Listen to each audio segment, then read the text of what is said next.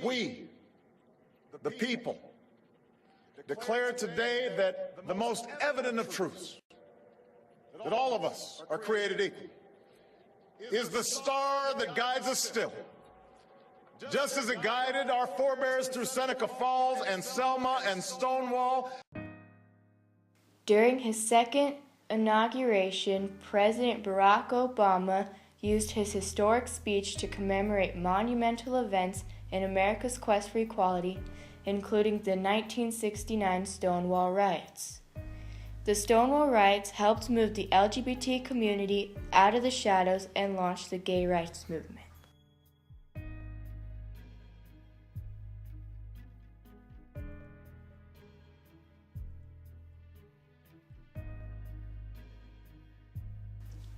Historically, gay people in America have never been accepted for who they are. In colonial times, being gay was a capital felony with the punishment of death. Gay people were considered a type of monster, you could say. Being gay was considered a mental illness, and those who had the so-called disease of homosexuality were put in a mental institution. In these institutions, they were experimented on in many ways to try and find a so-called cure for homosexuality. Kids were warned not to be around homosexuals and were told all the different punishments for being gay. Gay people had a hard time in the 1960s. They were called queer, homo, and many other names. We discovered that Americans consider homosexuality more harmful to society than adultery, abortion, or prostitution. Most Americans are repelled by the mere notion of homosexuality. The CBS News survey shows that 2 out of 3 Americans look upon homosexuals with disgust, discomfort, or fear. 1 out of 10 says hatred. A vast majority believe that homosexuality is an illness. Only 10% say it is a crime. And yet, and here's the paradox, the majority of Americans favor legal punishment, even for homosexual acts performed in private between consenting adults. Lots of gay people moved to Greenwich Village because there were many other gay people and safe places. Some of these safe places were gay bars like the Stonewall Inn. The Stonewall Inn, like many other gay bars, was owned by the mafia. The liquor was watered down, the cigarette machine and jukebox were owned by the mafia, the bar had no liquor license, but gay men and lesbians could be themselves and they didn't have to hide their feelings for one another. On June 28, 1969, the police raided the Stonewall Inn. They had raided other gay bars before and usually had no problem. The gay people were afraid of them, so they followed their instructions. But this time they weren't going to let their rights be taken from them. This time they fought back.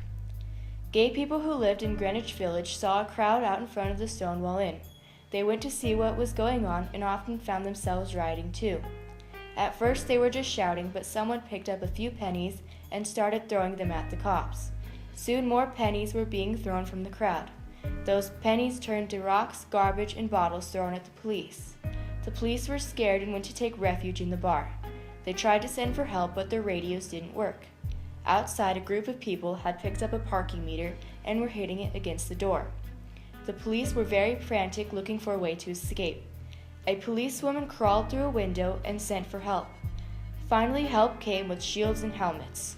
They stood in front of the bar, but they were too scared and started backing up. This told the crowd that they were scared, so they fought harder.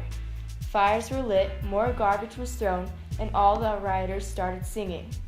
Finally, the rioters left. The next day, Greenwich Village was heavily patrolled by police. The gay people weren't afraid.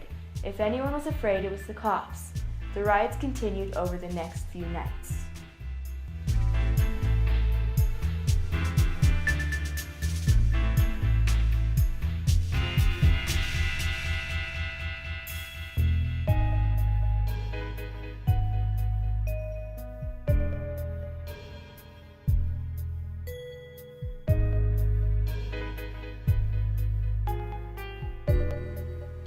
Gay people could meet in public and didn't have to be scared of the police.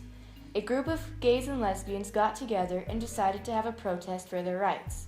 Exactly a year later, a group got together for the first Gay Pride Parade on June 28, 1970. The New York Times said that marchers took up the whole street for about 15 blocks. People were holding signs. Now every June is known as Gay Pride Month. Gay Pride parades are hosted all over the United States in the month of June. A symbol of gay pride is a rainbow. LGBT, a common phrase to describe gays, lesbians, bisexuals, and transsexuals, are proud of who they are, and so they wanted a bright, colorful flag to represent them. These flags are used in the parades. 40 years later, gay people in America still don't have full rights. In many states, gays and lesbians are not allowed to marry loved ones of the same gender. Gay marriages are still not recognized by the federal government. But in June of 2013, the Supreme Court struck down the Defense of Marriage Act in the case of U.S. v. Edith Windsor. Passed in 1996, the Defense of Marriage Act, or DOMA, was a federal law that defined marriage as an institution only allowable between opposite-sex partners.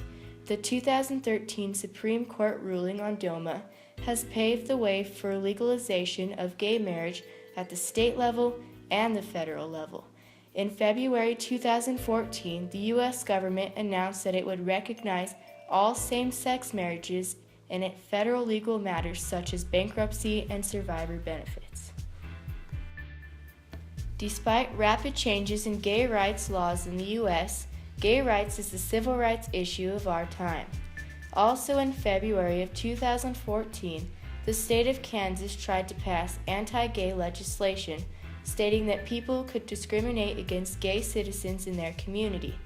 For example, restaurants could refuse to serve gay customers, or businesses could refuse to hire someone just because they were gay. Every week, different states are attempting to pass laws that expand or restrict rights for the LGBT community. At the same time, many LGBT issues have been seen in various courtrooms across the country. Ultimately, the U.S. Supreme Court will likely rule on the issue of gay civil rights. These changes in legal rights and in popular opinion about what it means to be gay in America can all be traced back to the 1969 Stonewall Riots.